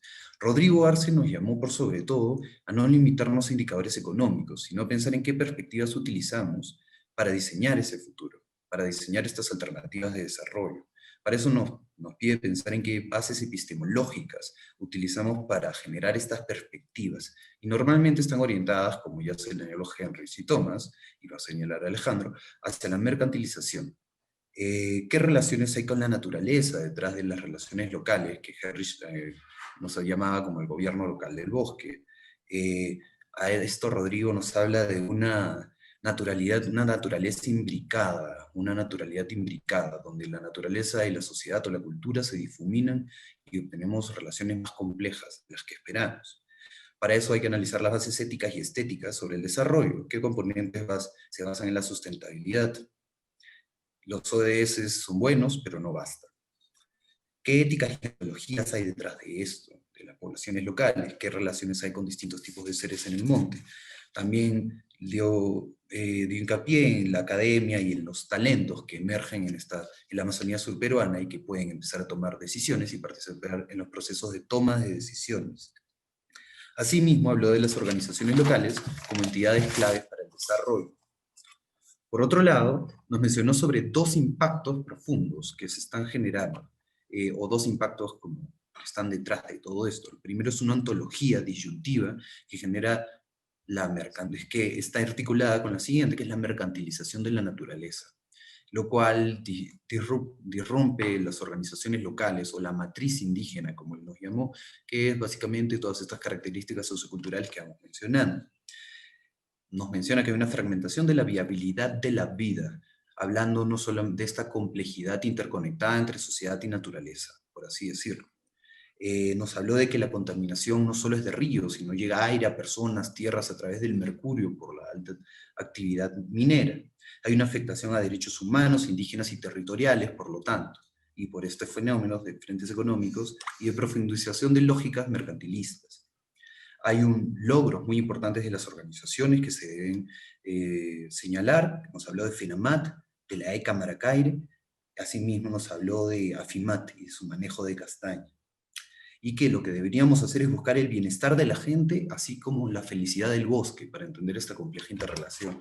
Finalmente, Alejandro nos habló de la articulación de negocios, le gustó la perspectiva de articular cómo estos negocios o frentes económicos o economías se articulan e impactan en las poblaciones locales y las disrumpen. Hizo una referencia a un punto histórico de Madre y Dios, y él hace esta comparación que se había hecho previamente, que cómo los aguajún habían expulsado a los mestizos de sus territorios, y él nos menciona que a diferencia de otros espacios de la Amazonía, aquí hubo una gran relación con espacios andinos, como podemos ver en distintos trabajos de él, o de Renar Kasevitz, o de Nicolás Emble. Asimismo, podemos, a partir de esto, comenzó a reflexionar sobre distintas articulaciones económicas, a través de la coca o distintos tipos de intercambio. También nos habló de que es importante pensar en la extracción de la quinina como uno de los frentes económicos que articula históricamente a estos espacios amazónicos surperuanos con los frentes económicos globales. También subrayó de que la relación de plantas con animales es sumamente importante y que deberíamos analizar o revisar los trabajos de neurobiología vegetal, donde no se afirma que las plantas tengan neuronas, pero sí almas y un tipo de conoceres y de sentires que son bastante interesantes para todas estas discusiones. Finalmente nos mencionó temas que le gustaría escuchar, sobre todo debido a temas que he escuchado en el norte, que tienen que ver con tendencias a desarrollo de la piscicultura, creo, Alejandro, y finalmente al reforzamiento de la identidad local, tema que Rodrigo también señaló tangentemente. Asimismo, a mí me gustaría, a modo de el hueco que mencioné al principio de la ponencia, mencionar que todos estos impactos de los frentes económicos y distintas transformaciones en los distintos paisajes, territorios y poblaciones locales de la Amazonía surperuana, al involucrar la variable de poder, también involucra la variable de género. Y los impactos de estos frentes económicos han sido muy variados. Actualmente tenemos las tesis de licenciatura de Lucero Raimundo y la tesis de maestría de Luis Vargas, que nos hablan de cómo en la comunidad de San José de Carime los frentes económicos del oro están dislocando y desordenando y generando bastantes conflictos alrededor de los sistemas de parentesco locales, generando personas que no pueden ser afiliadas con estos debido a que son patrilineales, y estos son hijos de colonos con mujeres jarangut. Asimismo, el trabajo de Nicolás Emlen nos habla cómo la entrada continua por el frente agropecuario al Alto Urubamba presiona lleva una gran cantidad de hombres a esta zona, haciendo que haya una gran cantidad de matrimonios entre mujeres machiguenga con hombres mestizos, lo cual promueve que los hombres machiguenga del Alto Urubamba se vayan al Bajo Urubamba y presionen sobre los matrimonios, desarticulando sistemas matrimoniales y sistemas de alianza que podrían haber funcionado de otra manera en el pasado.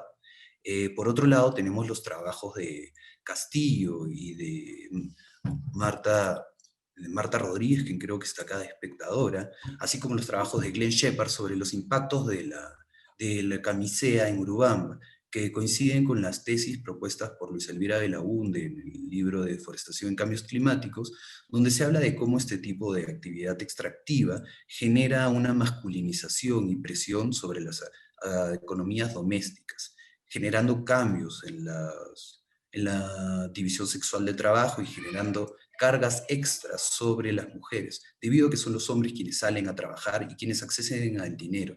Esta masculinización no solo se refleja en ello, sino es que genera una mayor violencia debido a que se accede a dinero por un lado, por otro lado entra licor, por otro lado entra una masculinización y valores colonos, y comienzan a suceder una serie de, digamos, patriarcalización de estos espacios.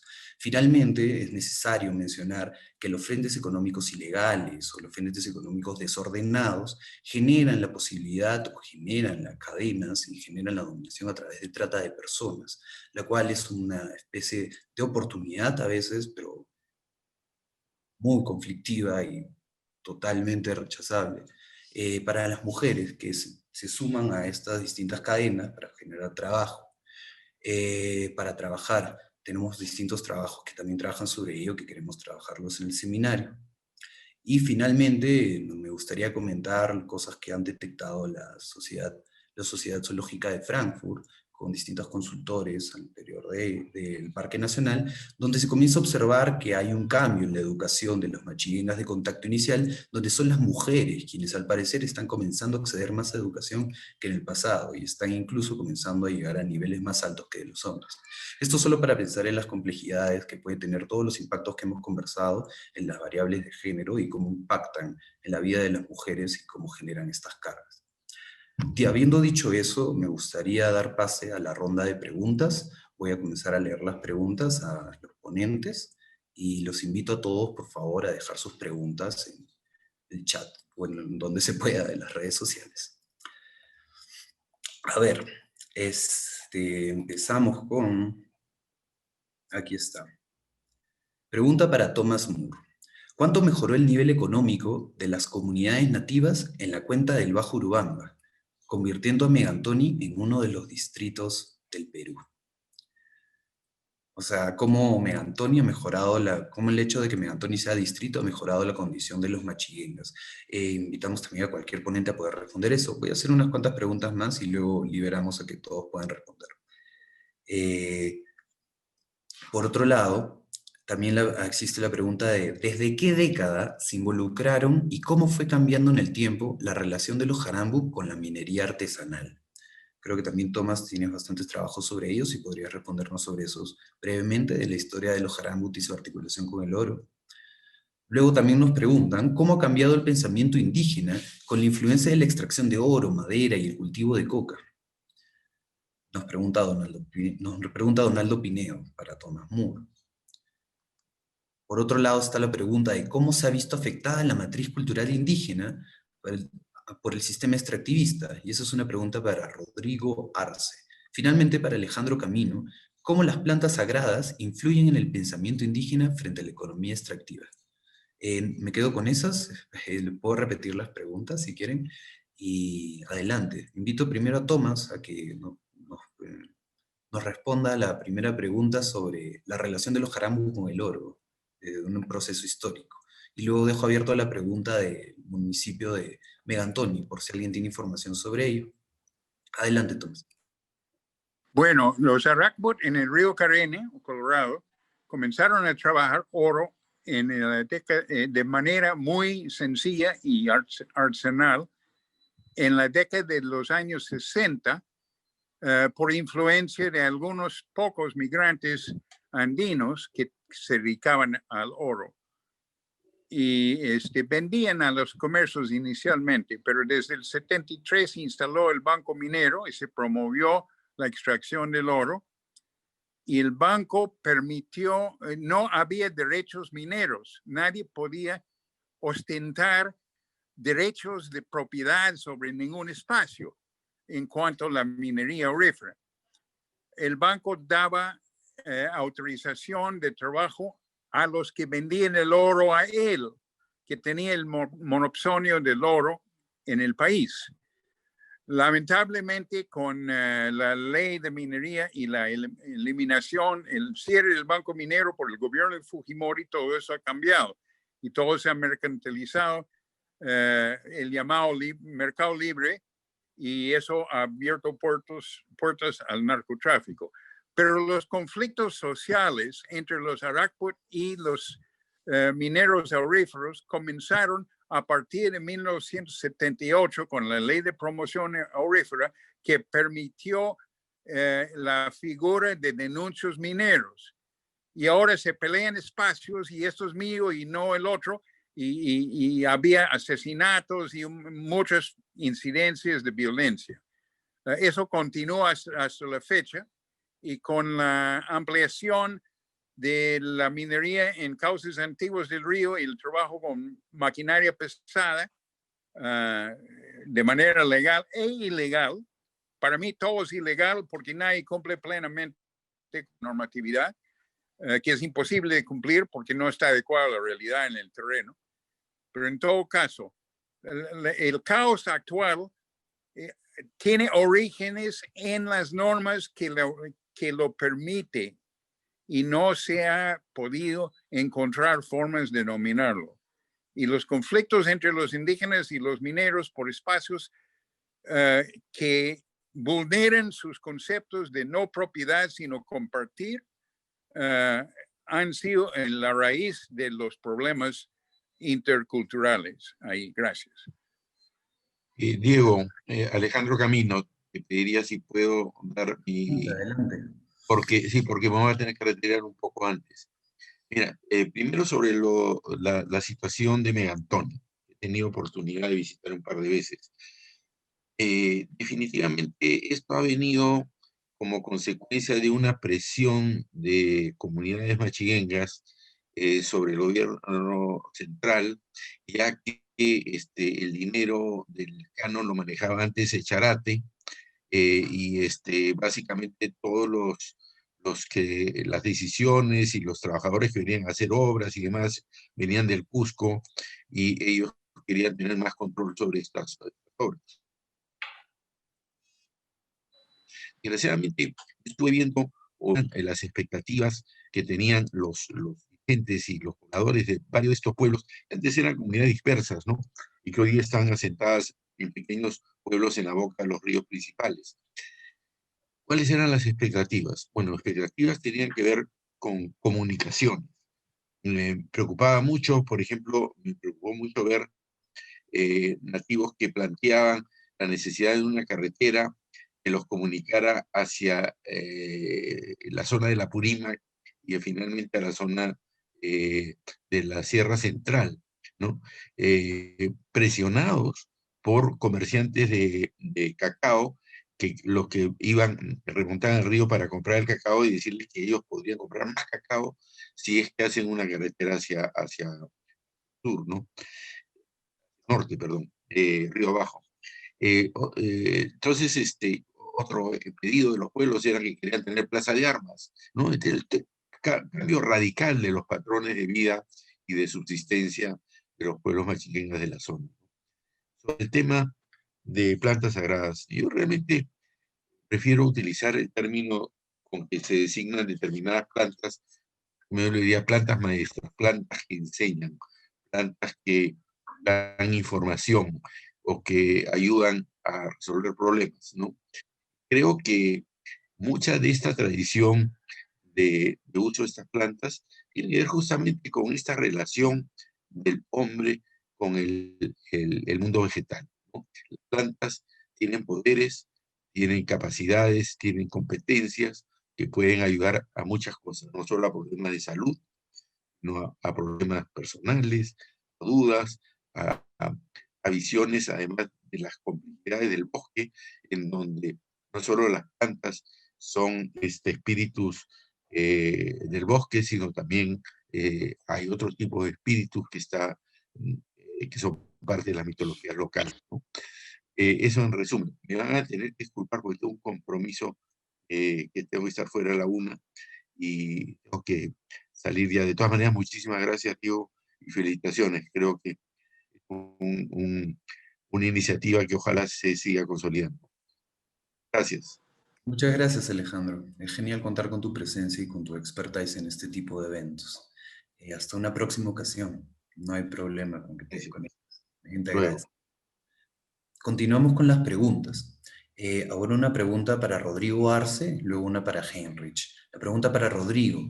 ¿Cómo se ha visto afectada la matriz cultural indígena por el sistema extractivista de Donaldo Pinedo? Asimismo, él también le pregunta a Heinrich Helberg, aquí tengo la pregunta, ¿qué relación hay entre la economía de mercado y el practicismo indígena? Los invito a que respondan esas preguntas. Sí, gracias. Y ambas preguntas en realidad están relacionadas, ¿no es cierto? Porque nosotros podemos encontrar todas las posibilidades, es decir, comunidades, lugares, sectores de población, de edad, donde todavía se mantiene muy fuertemente la matriz cultural original, pero también es cierto que hay una serie de cambios y transformaciones, ¿no? Al estudiar la cosmovisión indígena, uno ve que hay, digamos, con alta fortaleza, pero también hay procesos de cambio, hay procesos de deterioro, procesos de drenaje cultural y de transformación. Si esto lo comparamos, por ejemplo, con niveles de articulación al mercado, podríamos encontrar comunidades no mercado, por ejemplo, eso sería Piasi, comunidades con baja articulación al mercado y justamente también comunidades con alta articulación al mercado, ¿no? Donde esto va en proporción directa a la adopción del modelo seductor de la economía capitalista de acumulación, ¿no? Entonces sí hay afectación, pero hay diferentes grados y esto no es igual en todas partes. Por eso, simplemente para complementar, yo hice una anotación ahí en el chat de la necesidad de mirar un acercamiento distinto al aprovechamiento del bosque, ¿ya? Básicamente desde árboles en pie. Y creo que eso da un papel fundamental al desarrollo de la biotecnología, seguridad alimentaria, productos nutracéuticos, cosmética, etcétera, biomímesis también, tecnología, digamos, extraída a partir de la tecnología del bosque, ¿no?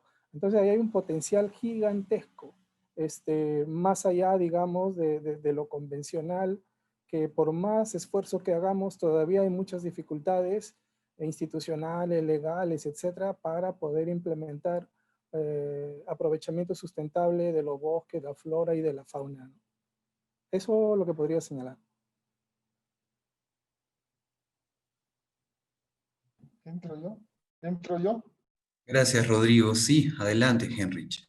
Bueno, mira, si queremos comparar los distintos tipos de economía, que es el trasfondo de la pregunta, ¿no? La economía indígena trabaja con una lista cerrada de necesidades. La economía indígena tradicional, que ya será difícil encontrar.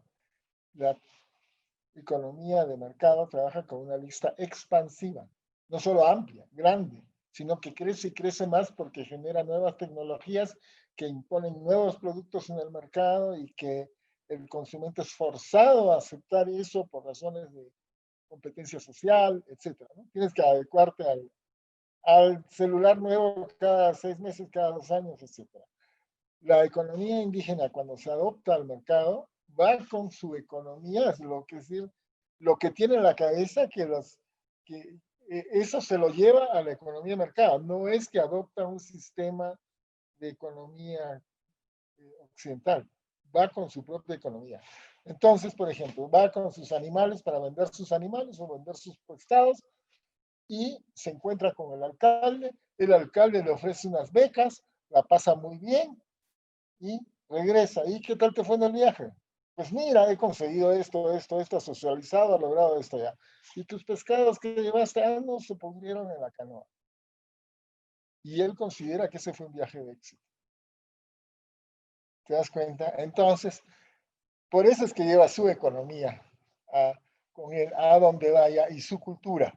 Tenemos montones de economías en el mercado. Los economistas dicen, sigues estas reglas, ya. Eso es en la estadística.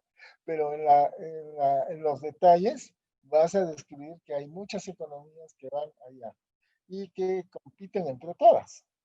También tenemos otras, los ecologistas en otra economía. Yo estoy dispuesto a pagar 5 soles por un huevo con tal que sea, y eso es totalmente antieconómico. O estoy dispuesto a comprarme un chullo de un súper diseñador francés, y entonces, y eso va a costar $10,000. ¿Qué?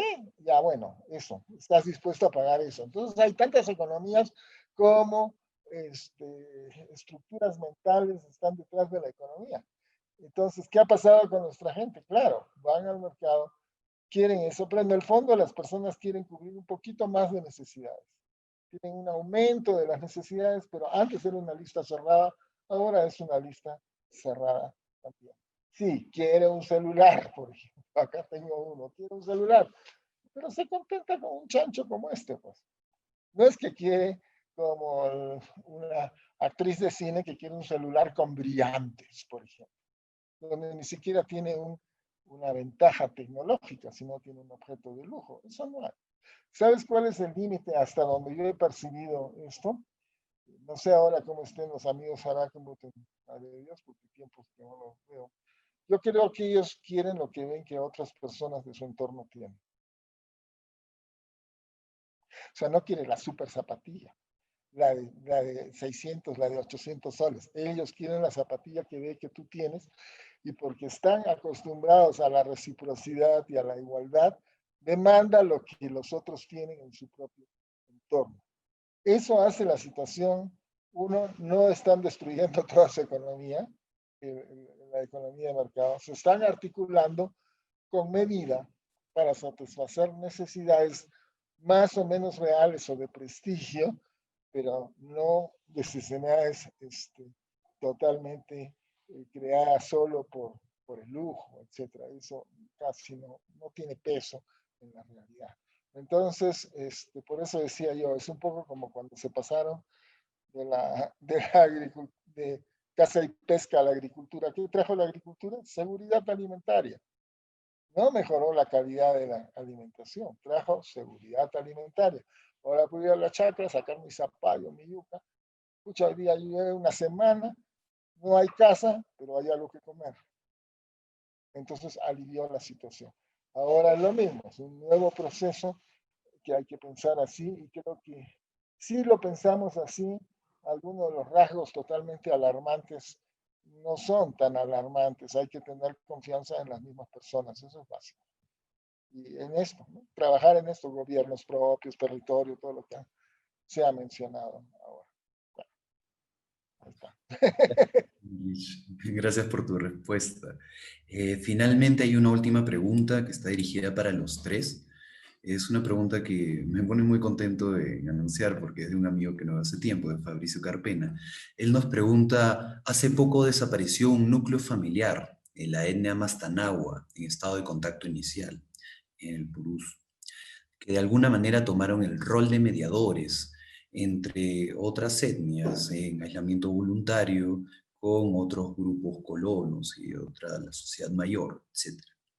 Con sus hermanos en aislamiento, nos dice, de diferentes etnias, lo cual junto a una serie de factores exógenos como la deforestación legal e ilegal y la invasión de nuevos territorios, puso en una situación de vulnerabilidad y de peligro que acabó probablemente en su muerte.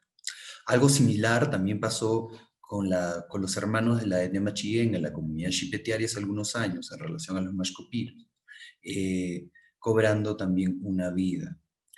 ¿Cómo podemos guiar, nos pregunta, o apoyar la facilitación o aprovechamiento sostenible de bienes y bondades de la Amazonía mientras buscamos un ordenamiento territorial que salvaguarde la pluriculturalidad amazónica, que hasta incluye a los Piasi? Y frente a los grandes retos organizacionales indígenas que hemos visto a lo largo de esta presentación.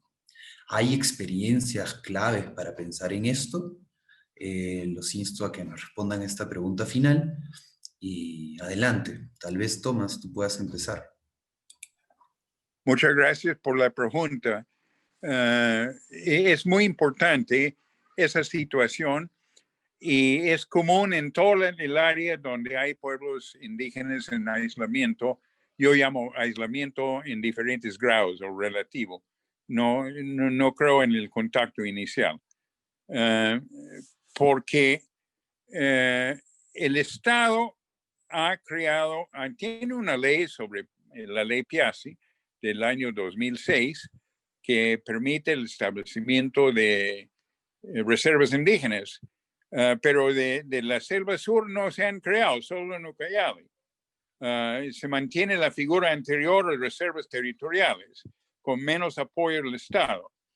Pero el Ministerio de Cultura está colaborando estrechamente con FENAMAD y entiendo que con Comaro y algunas otras organizaciones para la vigilancia y algunas medidas de control, inadecuadas por supuesto. Pero uno de los problemas que yo veo que debe superarse es la insistencia del Estado en no ampliar, por ejemplo, la Reserva Territorial Madre Dios como reserva indígena, con expansión al este, porque afectaría concesiones forestales. Y las concesiones forestales y todo lo que significa derechos de producción tienen prioridad sobre la vida humana y todo lo demás. Entonces, esa visión tiene que cambiarse en los círculos de política del Estado peruano en todo nivel, regional, central, etcétera.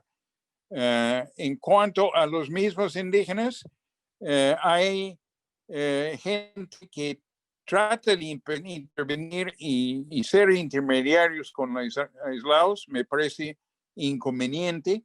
Y FENAMA está trabajando ese tema con esos indígenas, esas comunidades, y tratando de traer algo más cercano al orden, a la situación.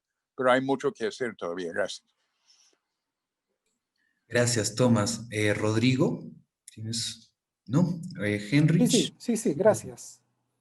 Sí, avanzó. Entonces, bueno, hay una premisa que está detrás de todo esto, que es cómo se gestiona el territorio en su integridad con sus diferentes manifestaciones, productiva, de conservación, de espiritualidad, etc.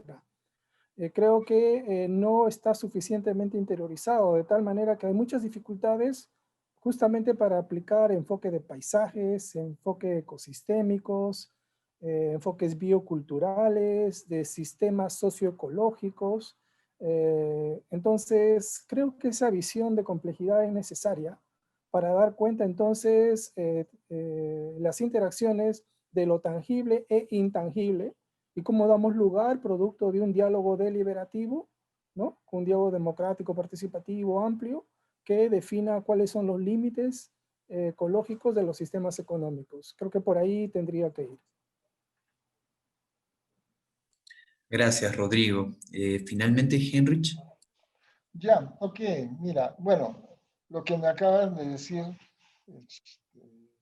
reafirma esto que yo dije, acá estamos trabajando, el país está subordinando todo, como dice Tomás Ruiz, hasta el derecho a la vida, a la ganancia, al lucro.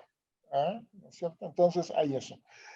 Pero, y claro, las relaciones con los pueblos en aislamiento son de algún modo complicadas. Y eso no solo ocurre fuera, también dentro del Parque Nacional de Mánaco ocurren este tipo de incidencias. Y hemos tenido casos en que, digamos, por suerte, alguien se salvó. Entre los dos que estaban en aislamiento, el joven va a disparar, arma su flecha y el padre le da un golpazo en la espalda y falla. Si no, tendríamos un muerto. También indígena, también de ellos mismos. Pero hay eso. Entonces, eso va a ser así y va a ser así por tiempo porque no es controlable. Pero lo que sí podemos hacer, digamos, en este caso era ver cómo se gestiona de fuera. Todo esto tiene que ver mucho con salud. Igual hay salud, hay criterios diferentes. Hay la salud de las organizaciones internacionales, que es años de vida, ¿no es cierto? Cuantitativo, años de vida. Hay la salud de la gente peruana, no solo de los indígenas, es calidad de vida. Es calidad de vida, vivir de acuerdo a la costumbre. Ahora, claro, la interculturalidad sería, vamos a tratar de combinar ambos. Vamos a tratar de hacer esto. Conozco a gente que estaba ahí el señor andino totalmente, y está comiendo sus colitas de pollo fritas pura grasa. Señor, usted está gordo.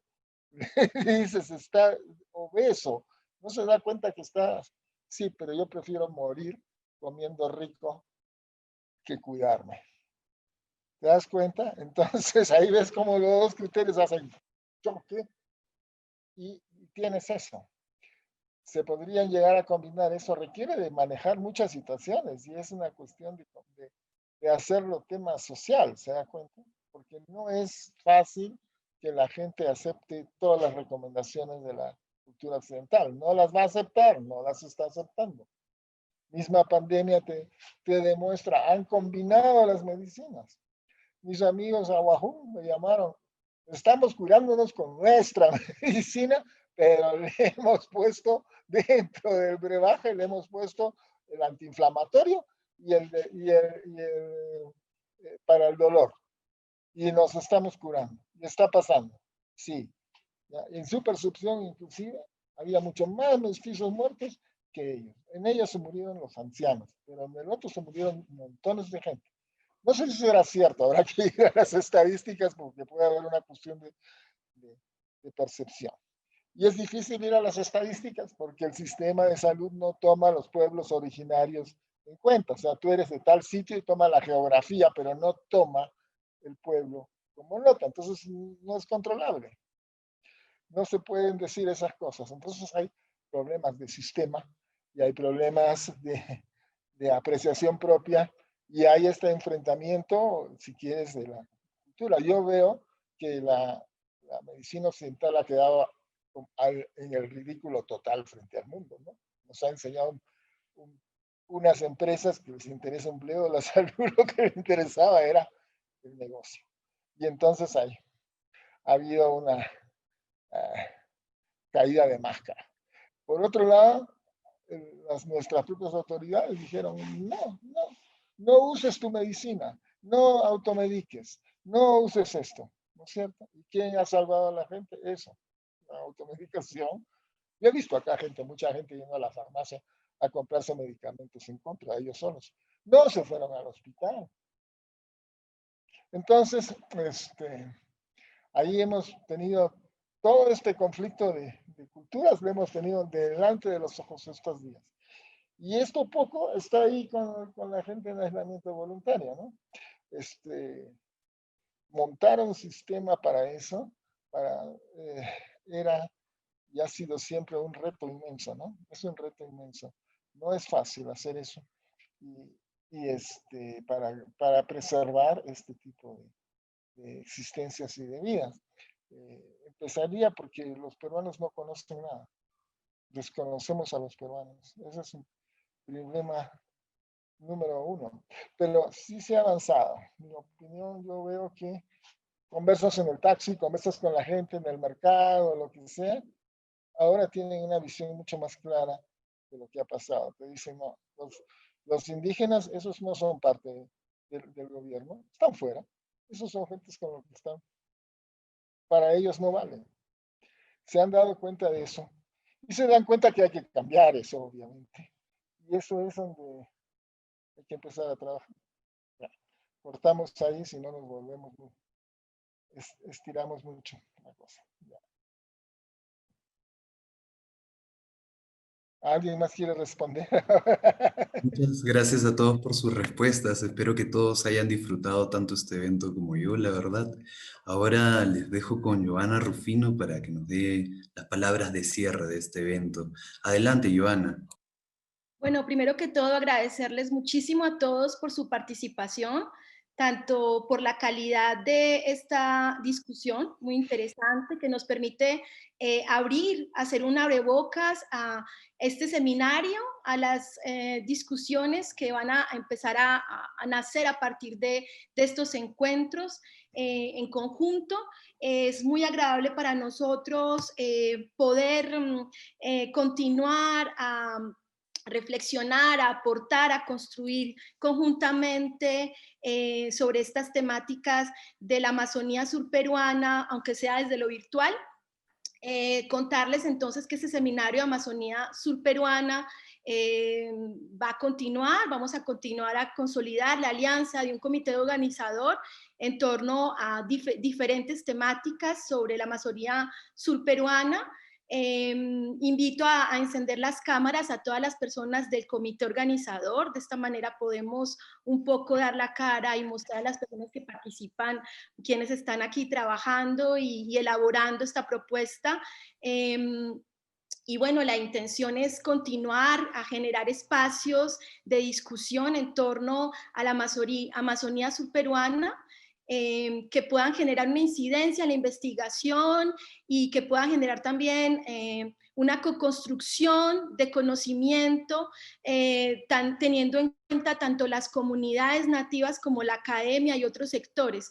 Nuestra intención es realmente poder crear espacios donde podamos comunicar y crear desde otros puntos de vista y también teniendo en cuenta todas las ontologías, ¿no? Ese es como el gran desafío con el que queremos cerrar el 2020, pero sobre todo abrir el 2021.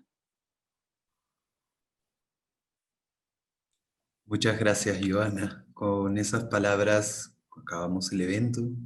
Si no, tal vez para las últimas palabras, si no invito a Carlos a ver adelante a ya cerrar esto por completo y acabar. con el evento.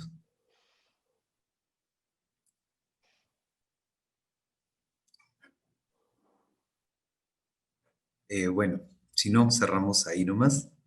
Perfecto. Muchas gracias a todos por asistir, muchas gracias por sus presentaciones, muchas gracias a los panelistas. Continuaremos organizando y generamos estos espacios. Muchas gracias por las palabras finales, Joana, al panel, a todas las preguntas muy interesantes del público. Y los invitamos a seguir pensando y generando distintos espacios para discutir sobre alternativas al desarrollo de la Amazonía surperuana. Esténse atentos, se viene un gran seminario el próximo año.